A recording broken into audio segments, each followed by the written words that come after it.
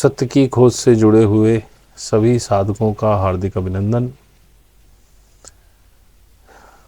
बहुत समय से कोई टॉपिक नहीं मिल रहा कुछ बनाने के लिए, इसलिए मैंने इस संडे को लाइव किया कि आपके सवालों में से कुछ निकल जाए। तो कुछ 2 4 5 चीज़ें हैं, उन पे मैं बात करना चाहता हूँ। सबसे पहले तो मैं यही कहना चाहता हूँ कि भाई, जब तक आप अंदर से पूरी तरह से आश्वस्त ना हो कि हमें साधना करनी है, तब तक बिना मतलब मेरे पास मत आइए। अभी इस मंथ भी एक सज्जन जुड़े, मैंने उन्हें काफ़ी हिलाया डुलाया, नहीं माने, ज्वाइन हो गए और उसके बाद से आज तक उनकी शक्ल मैंने नहीं देखी, ना कोई बात सुनी। भाई, आपका पैसा बड़ा अनमोल है, इसे व्यर्थ मत भाइये। अगर ज़्यादा है तो किसी और ज़रूरतमंद की मदद कर दीजिए। मैं अभी ज़रूरतमंद नहीं हूँ। सीखना चाहते हैं तभी आइए, पूरा मन पक्का करके आइए। आपको अपने दैनिक कार्यों में समय है नहीं और आप आ जाते हैं। ये हंसी खेल नहीं है, बड़ा डेडिकेशन चाहिए, बड़ा धैर्य चाहिए, लंबी यात्रा है। खैर, चलिए आगे बढ़ते हैं। मेरा जो वीडियो था वो महाविनाश वाला, जैसा मैंने पहले भी बताया, बहुत लंबी रीच रही। उस पर बहुत लोगों के अलग अलग कमेंट आए। अभी रिसेंटली एक कमेंट आया, उस जैसा पहले भी एक आ चुका है, तब तो मैंने इग्नोर किया था। उन्होंने कहा, एक तरफ आप मोहमाया से हटने के लिए कह रहे हैं, अपनी फ़ीस बढ़ा रहे हैं। तो मैंने उन सज्जन से पूछा कि भाई, फ़ीस का मोहमाया से क्या लेना देना, मेरी तो समझ में आ नहीं रहा, आप मुझे समझाएं। तो मुझे लगा कि वो रिप्लाई नहीं करेंगे, पर रिप्लाई उन्होंने किया, क्योंकि क्या कहें। तो उन्होंने रिप्लाई किया कि पैसा मोहमाया, इससे आप हटने के लिए। अरे भाई, पैसा कब से मोहमाया हो गया? मैंने अपने पूरे वीडियो में पैसे का तो जिक्र ही नहीं किया कि पैसे से हट जाइए। मैंने तो कहा पैसे की सेविंग कीजिए, आगे का समय बड़ा ख़राब है, उस समय ये पैसा ही काम आएगा।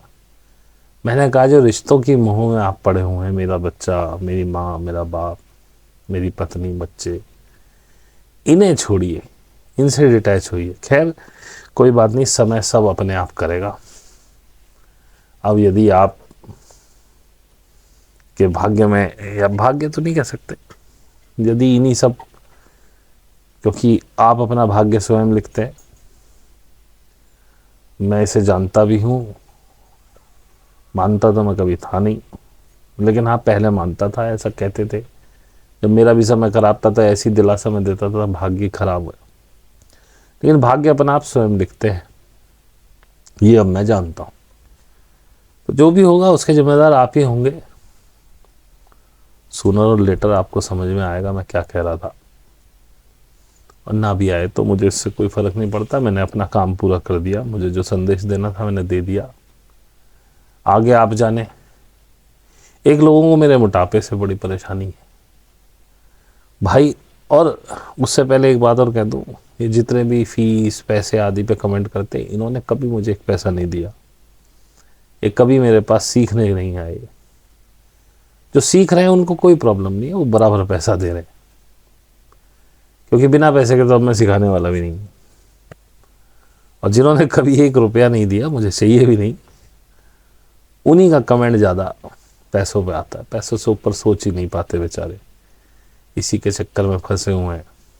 ऐसे ही कुड़ कुड़ के मर जाएंगे एक दिन। एक, मेरे मोटापे से बड़ी प्रॉब्लम है भाई। मैंने मोटा होने के लिए कुछ नहीं किया है। मैं जब मुफलिसी में था तब भी मोटा ही था।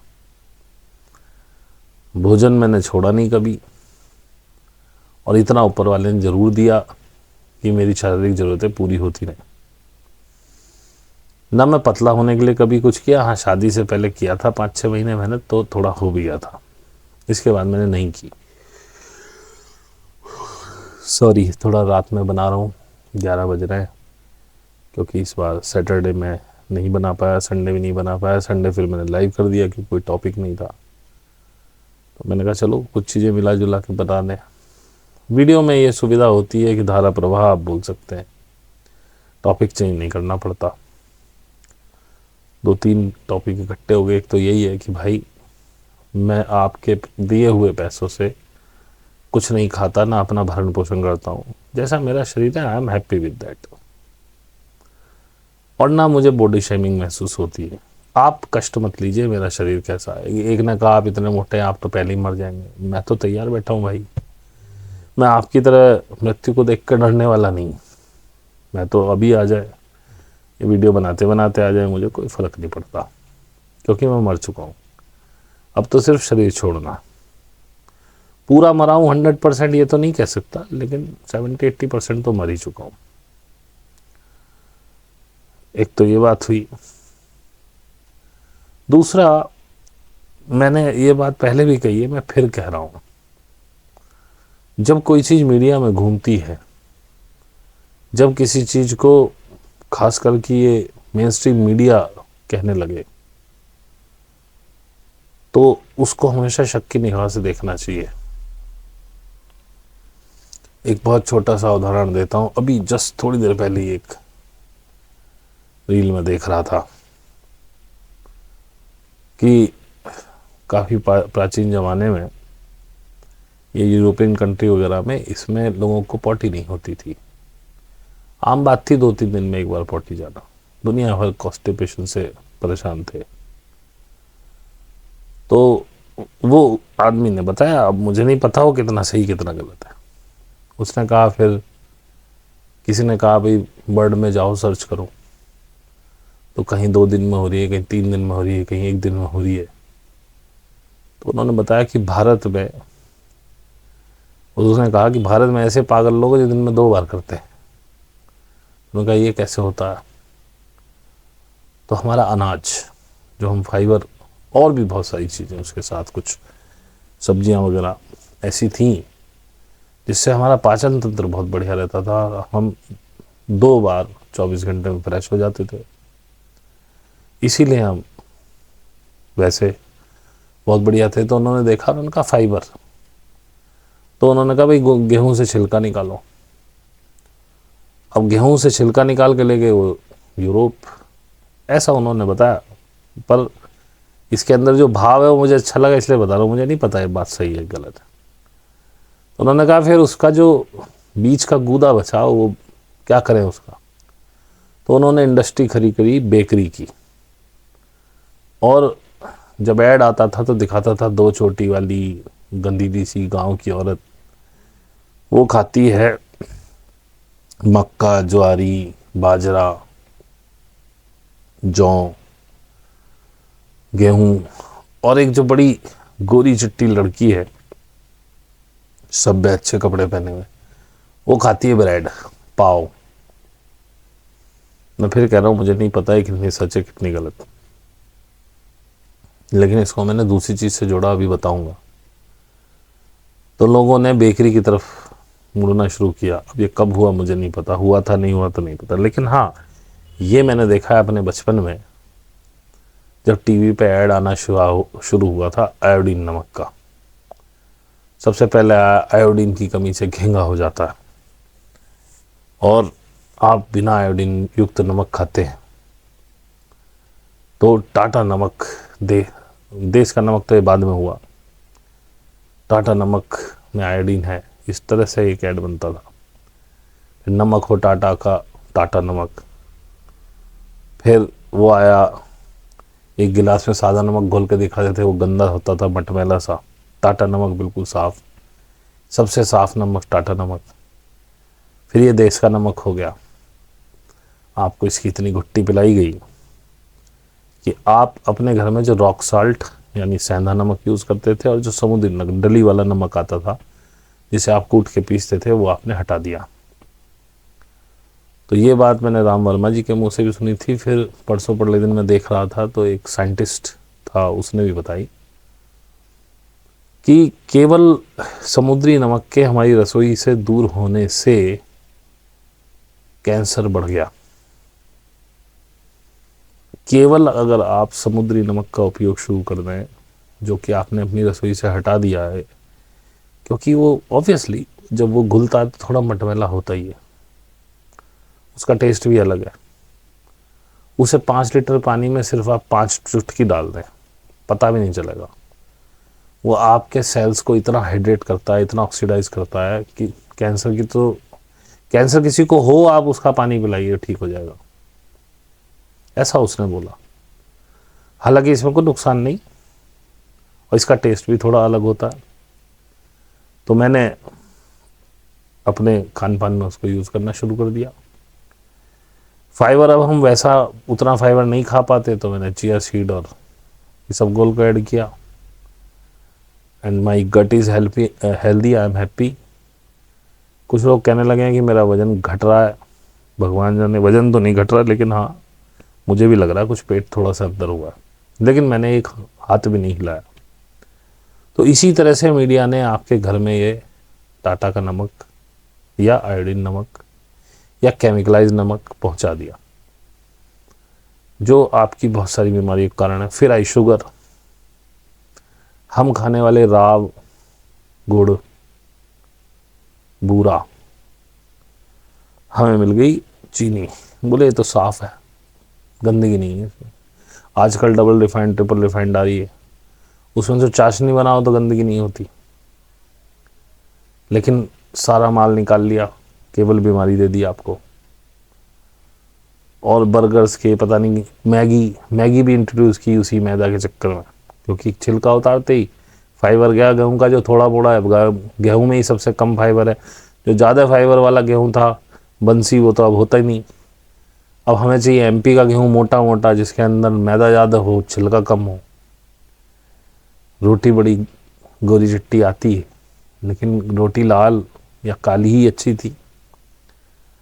और मैंने ये जाना, जितनी भी पेट के लिए अच्छी चीज़ें हैं या हमारी हेल्थ के लिए, उनमें टेस्ट नहीं है। टेस्ट ढूंढते हैं तो चीज़ें खराब हो जाती हैं। तो इसी तरह से आज की डेट में बड़े बड़े प्लेटफॉर्म पे एआई की बुराइयां चल रही हैं। एआई इतने करोड़ नौकरी खा जाएगा, एआई ये कर देगा, एआई वो कर देगा। अगर एआई इतना बुरा था तो ये एलिट्स के चाहे बिना कैसे आ पा रहा है? आप जब वैक्सीनेशन हो रहा था तो आप वैक्सीन के बारे में कुछ कहिए, यूट्यूब से चैनल उड़ जा रहा था उसका, आप कुछ बोल नहीं सकते थे, वो वीडियो रेस्ट्रिक्ट हो जाती थी। अगर वो नहीं चाहते तो आप कुछ नहीं बोल सकते मीडिया पर।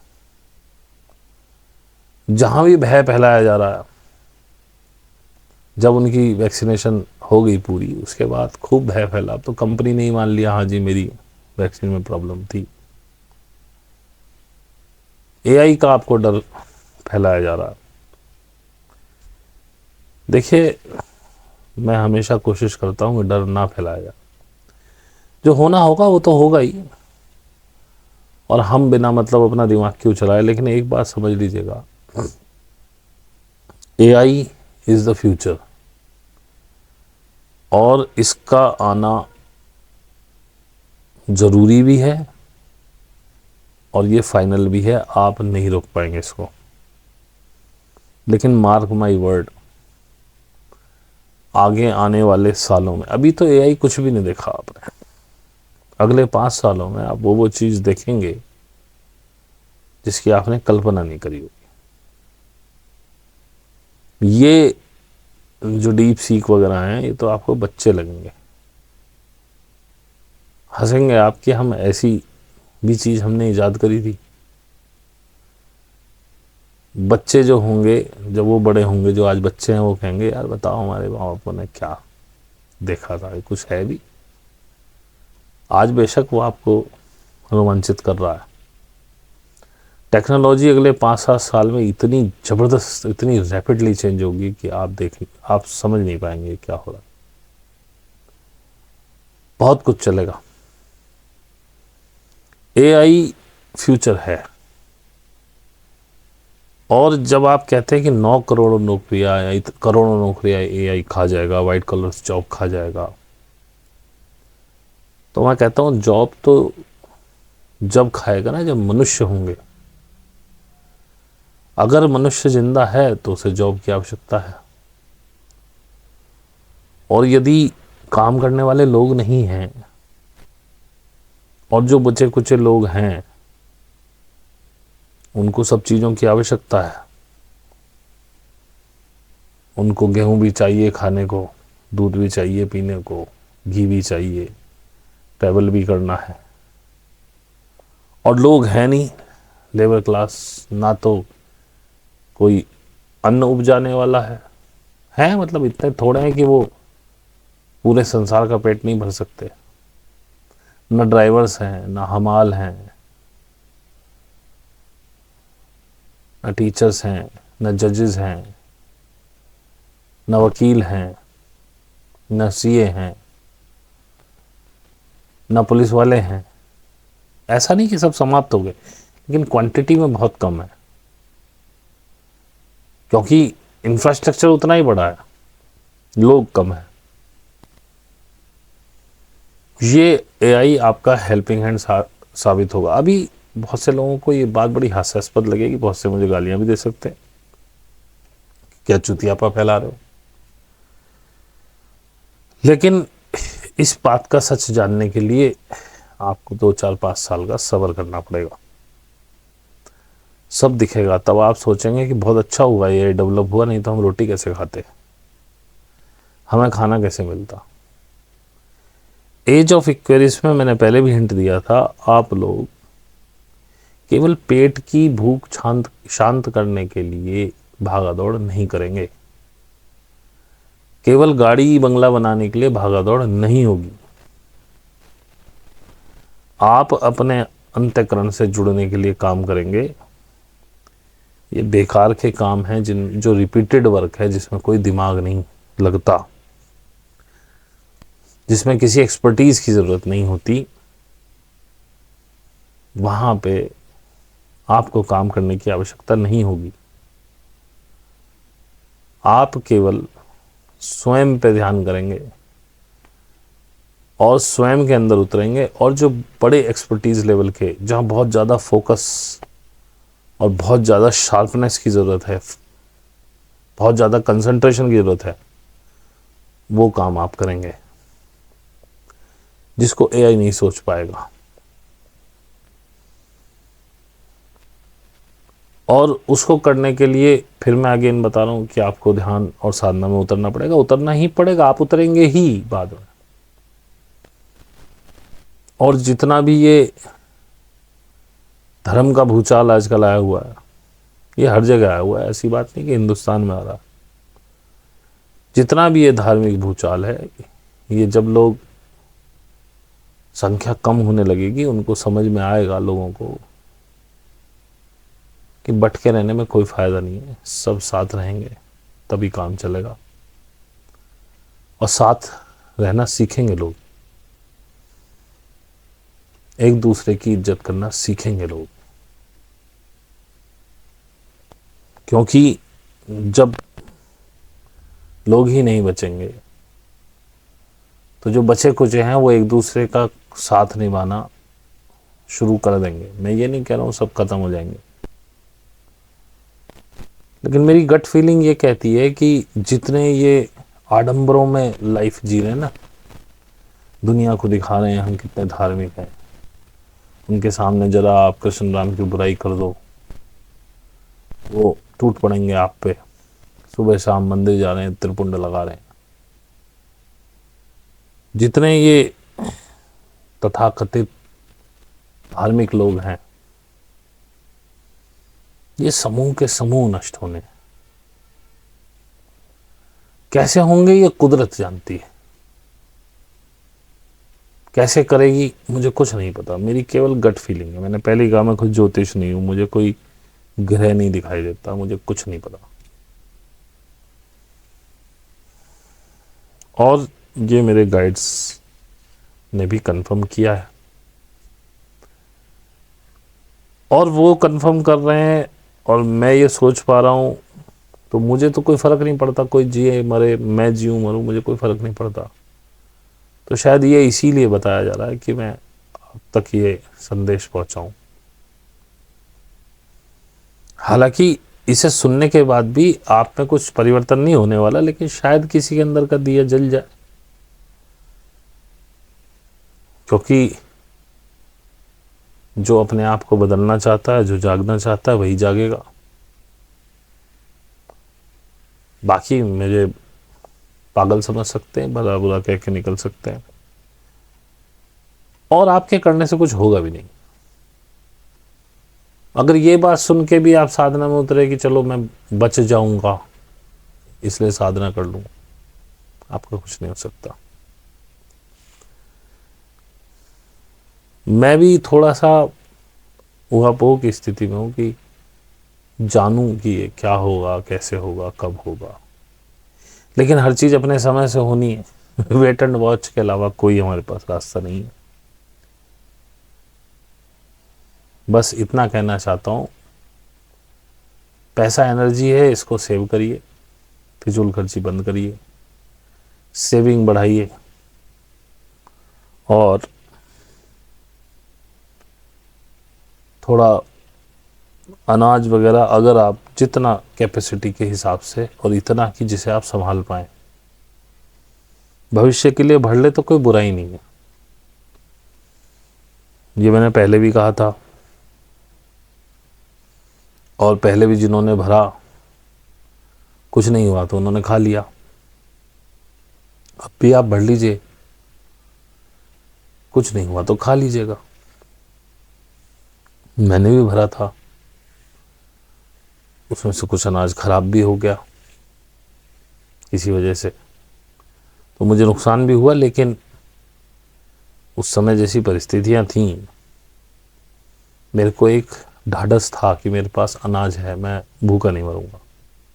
हालांकि आज मुझे ऐसा कोई न डर है न कुछ है, और आज मैं, उस समय मेरी परिस्थिति और थी, मानसिक स्थिति और थी, मैं उस डर से बचने के लिए ही कर रहा था, लेकिन आज ऐसा नहीं है।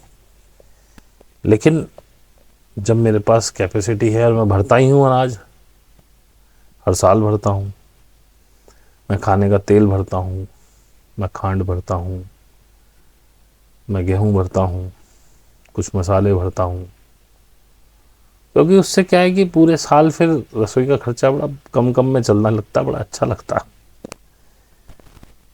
लेकिन और अगर आपकी कैपेसिटी नहीं है या आपके पास पैसा नहीं है सब करने का, तो फिर सोचने की ज़रूरत नहीं है, फिर जैसा होगा वैसा देखेंगे। लेकिन आज मुझे कोई डर नहीं है, कोई भय नहीं है। लेकिन अगर परिस्थिति, मैं कह रहा हूँ अगर परिस्थिति बनी थर्ड वर्ल्ड वार की, तो ऑब्वियसली चीज़ें महंगी होंगी, शायद मिलने में भी दिक्कत होने लगे। मैं तो नहीं चाहता कभी भी ऐसा हो। बस यहाँ जो बात समझ में आई मैंने आपको बताई है, मैं पहले भी बता चुका हूँ, ये ऐसे डरने की आवश्यकता नहीं है, ये आपका मित्र होगा आने वाले समय में। और समझिए कि एलाइट्स के हाथ के बाहर की चीज़ है ये। आज तक सिर्फ वह हुआ है इस धरती पर कई सौ सालों से जो एलाइट्स चाहते हैं। जिसको चाहा उसको सर पे बिठा लिया, जिसको चाहा ज़मीन में ठूस दिया। जो चीज़ उन्होंने चाही वो टीवी के ज़रिए आपके दिमाग में बिठाई, और आप वही खरीद के खाने लगे। उन्होंने चाहा डायबिटीज़ फैली, बहुत से लोग डायबिटिक हैं भी नहीं फिर भी गोलियां खा रहे हैं, क्योंकि मानक घटा दी गए। आपके रसोई से अच्छी अच्छी चीज़ें निकाल दी ज़बरदस्ती के ऐड बना बना के, और टीवी तो भाई पागल करता है आदमी को, वो हटा दी आपकी रसोई से, और आप बीमार पड़ रहे हैं। पेट लगभग सभी लोगों के खराब है। बच्चे पैदा करने में सभी औरतों को दिक्कत हो रही है। पीरियड में सबके पेन हो रहा है। पहला ऐसा नहीं था, लोग जब अच्छा खान पीन रखते थे, पीरियड्स बहुत नेचुरल चीज़ है। मैंने कभी किसी गाय भैंस किसी कुत्ते को पीरियड्स में कराते हुए नहीं देखा है, और बच्चा पैदा करते हुए भी मैंने रोते हुए नहीं देखा है। मैंने अपनी वाइफ से बात की, वाइफ बोली कि गाय तो बहुत होती है, मैं खूंटे पर बंधी होती है ना, वो नहीं खा रही है जो तुम वो खाना चाहती है, वो खाती है जो तुम खिलाते हो, और उसकी चहलकदमी बिल्कुल नहीं है, तो रोई, उसे कष्ट हो गई। पर जंगल की गाय तो नहीं रोती। जंगल के बंदर, मैंने देखा एक बंदरिया डिलीवरी कर रही थी, तो चुप अपने हाथ से ही पकड़ के अपना बच्चा बाहर निकाल लिया, बात खत्म हो गई, चाट के साफ कर लिया। पहली औरतों में भी ये मैं पहले भी बता चुका हूँ, इसीलिए वो 10-10 12-12 बच्चे पैदा कर देती थी। जितना पेनफुल ये अब हो गया है, इसीलिए तो एक ही में हाथ जोड़ जाती हैं औरतें, कहते बस भगवान हमारे बस की नहीं है। और ये बात उड़ा भी दी गई कि माँ का दूसरा जन्म होता, नो डाउट होता है, लेकिन आज ऐसी मेडिकल फैसिलिटीज़ हैं, ना माँ मरती ना बच्चा मरता, लेकिन कष्ट बहुत होता है क्योंकि आपके हार्मोन सही से डेवलप नहीं है, आपके पेट से वो रसायन आपको नहीं मिल पा रहे जो चाहिए। दुनिया भर के मोमोज और चाउमीन आपने अपनी डाइट और मैगी में अपनी डाइट बना रखी है, इसके बाद भी आप उम्मीद करते हैं कि आप एक अच्छे पार्टनर बनेंगे, अच्छे बाप बनेंगे, अच्छी माँ बनेंगी, आपका फैमिली लाइफ अच्छा चलेगा, इसीलिए आपके बीच में झगड़े हैं, लड़ाइयाँ और बाकी बहुत सारी चीज़ें इसके लिए तो ईगो वगैरह तो है ही, लेकिन पेट भी आपका ठीक चले तो बहुत शांत हो जाएंगे। खैर, हम बात को कहाँ से कहाँ ले आए। बात की इतनी भूमिका इसलिए बनाई गई कि आपको आज की डेट में बहुत सारी जगह पे एआई की डर दिखाया जा रहा है।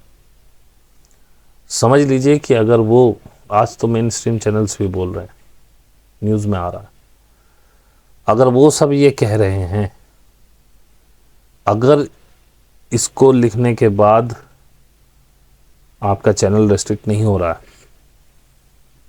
आपके व्यूज़ बढ़ रहे हैं, तो समझ लीजिए कि वो लोग चाहते हैं कि आप डरें। मीडिया में जो भी चीज़ आई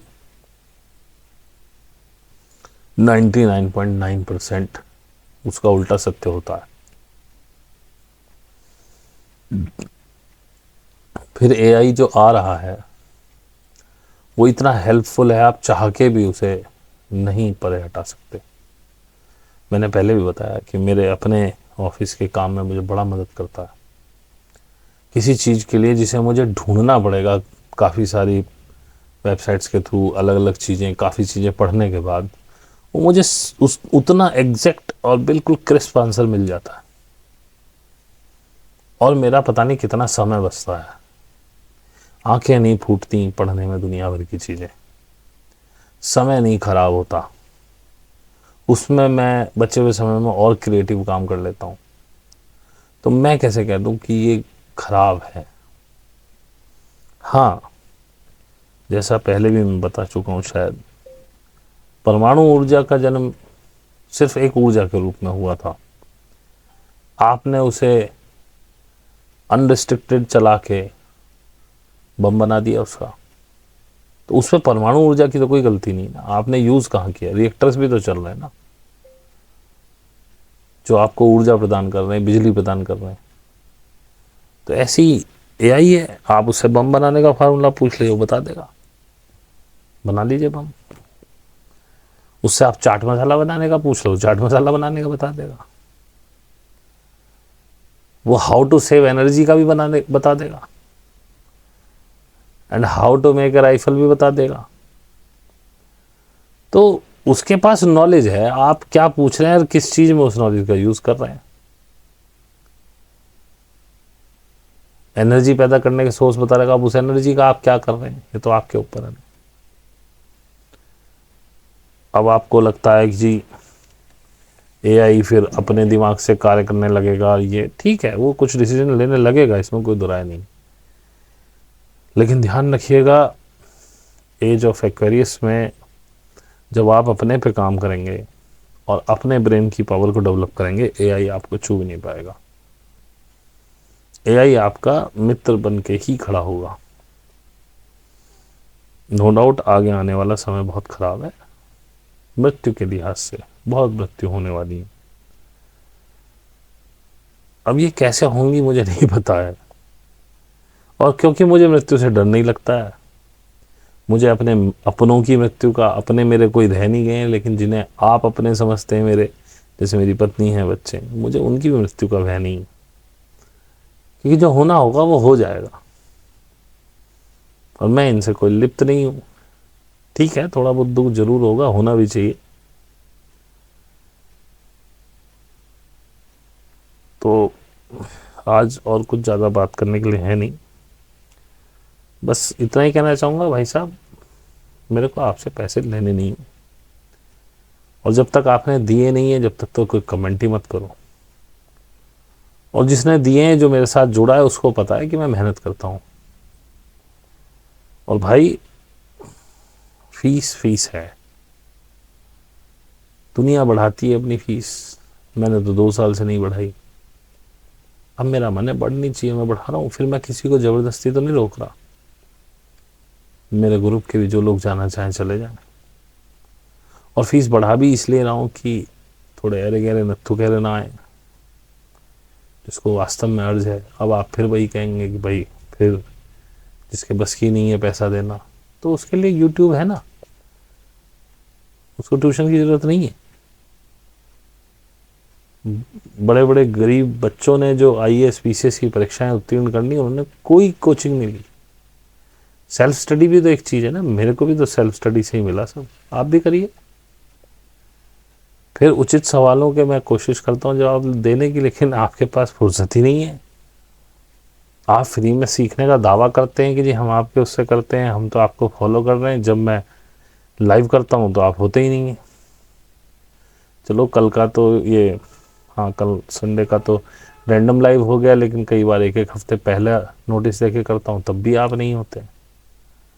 जिसको सीखने की चाह है वो तो आएगा, वो तो हर चीज़ देखेगा, हर उस पर कमेंट करेगा, वो तो सवाल भी डालेगा अपने ईमेल पे। तो मेरे पास ज़्यादा बोलने के नहीं है, तो ज़बरदस्ती कोई मुझे 1 घंटे नहीं बोलना है। बस यही कहना चाहूँगा भाई, आगे आने वाला समय जितना भयावह है उतना ही सुंदर भी है। जो अपने आप को डिटैच कर पाया, जो उस समय को निकाल पाया, जो उसमें जिंदा रह गया, आने वाले 7 सालों के अंदर जो जिंदा रह पाया वो आनंद भोगेगा। हम तो आज ही भोग रहे हैं, क्योंकि हमारी तरह या तो मर ही जाओ, फिर भय ही ना हो, जो होगा देखा जाएगा। और जो जिंदा हैं अभी, जो मरे नहीं हैं, वो अगर अपनी लाइफ को संभाल पाए अगले 7 साल, तो बहुत एक बढ़िया वर्ल्ड देखेंगे। मैं इंडिया की बात तो कहता ही नहीं, मैं ये विश्वगुरु के चक्कर में नहीं पड़ता। पूरी एज चेंज हो रही है, ठीक है। और जितने ये भेड़ चाल वाले हैं, जितने ये अंधभक्त है, मैं किसी स्पेसिफिक धर्म की बात नहीं कर रहा हूँ अंधभक्त के लिए, किसी भी, सब धर्म में अंधभक्त है भाई। ये लोग सबसे पहले समाप्त किए जाएंगे, करने ही पड़ेंगे, क्योंकि इस तरह के वातावरण में आगे जाना संभव नहीं है। भेड़ चाल आगे नहीं चलने वाली। और ये जितने तथाकथित धर्मगुरु हैं जो आज तक आपको पागल बनाते आए हैं, काल इनका भी सबसे पहले आना है। अब कब आएगा, कैसे आएगा, आएगा नहीं आएगा मुझे नहीं पता, ये मैं सिर्फ अपनी गट फीलिंग बता रहा हूँ। बहुत से लोग दावा करते हैं जी हमारे पे ये सिद्धि है, वो सिद्धि है, हमें ऐसे बताया वैसे, मेरे को कुछ नहीं पता भैया।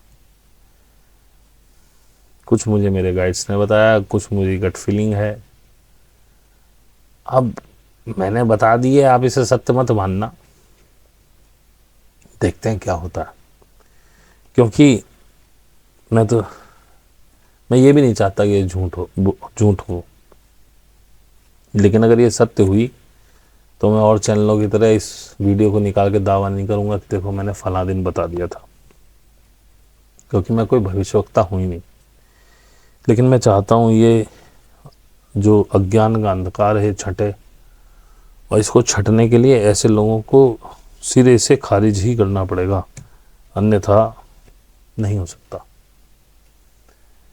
इनको इरेज करना पड़ेगा और ये कुदरत स्वयं करेगी, ऐसा मुझे लगता है। यदि वास्तव में एक एज शिफ्ट हो रही है, हम दूसरी एज में जा रहे हैं, तो ये होगा ही। और अगर ये झूठ है तो जैसे चल रहा है वैसे चल ही रहा है, फिर तो मेरे कहने से कौन सा कुछ होने वाला है। Let's wait and watch. बाकी आपको अच्छा लगा हो लाइक करिएगा, कमेंट्स आपके हमेशा से आमंत्रित हैं, जैसा भी आप अच्छा बुरा जो लिखना चाहें लिखिए। और जो सीखना चाहते हैं भैया बड़ा सोच समझ के आओ, ऐसे ही मत आ जाओ। 10 20 50 वीडियोस देख लो, जब अंदर से लगे कि नहीं हम इसी के लिए पैदा हुए हैं, अब ऐसे मत आओ कि आप आज आए पैसा दे के, आप छाती चौड़ी कर ली, हम ग्रुप में आ गए और आप बात ही नहीं कर रहे हैं, ना कुछ सुन रहे हैं, ना कुछ पूछ रहे हैं। तो भैया मुझे आपके 1000 रुपये नहीं चाहिए। प्लीज़ वो किसी गरीब आदमी को दे दो, दुआएं देगा। मैं तो दुआएं भी नहीं देने वाला, मैं तो गालियां ही दूंगा कि तू आया क्यों। तो आज के लिए इतना ही, धन्यवाद।